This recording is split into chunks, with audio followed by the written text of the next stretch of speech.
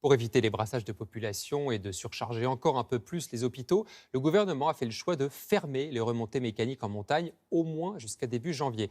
Eh bien, ce n'est pas le cas chez certains de nos voisins, comme en Suisse. Et malgré les tentatives pour dissuader les Français de passer la frontière, eh bien, ils sont nombreux tout de même à être allés skier. C'est le cas à Verbier, où se sont rendus Denis Sébastien et Thierry Germain.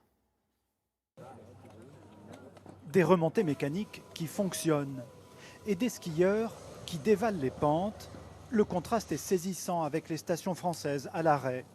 Parmi les chanceux qui profitent de la glisse en Suisse, ce groupe venu de Paris. Normalement, on devait aller au ski en France, en fait. On devait aller où, à la Rosière? Ouais, la Rosière. À la Rosière, et puis au final, c'est fermé. Donc, On s'est dit que ce serait plus facile de ça skier en simple. Suisse. Voilà. Des Français sur les pistes, malgré les mises en garde répétées de leur gouvernement. Originaire de Seine-et-Marne, cette mère et sa fille estiment qu'en venant ici, elles ne prennent pas de risques sanitaires.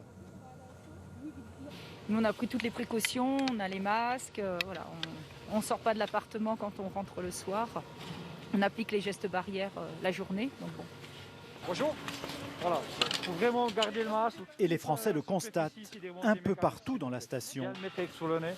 Des patrouilles contrôlent le respect des règles et le nombre de skieurs par remontée mécanique est limité.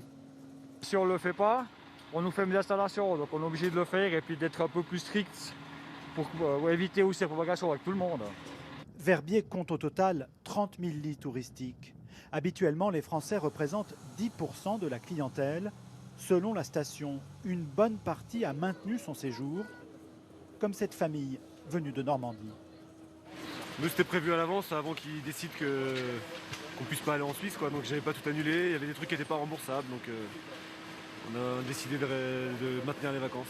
Mais les vacanciers français prennent un risque, celui d'être placés à l'isolement à leur retour en cas de contrôle.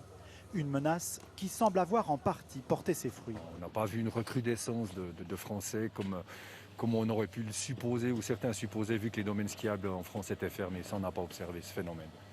La préfecture de Haute-Savoie annonce en tout cas un renforcement des patrouilles à la frontière en fin de semaine. Sauf à présenter un test négatif de moins de 72 heures, les skieurs de retour en France risquent la quarantaine après leurs vacances au grand air.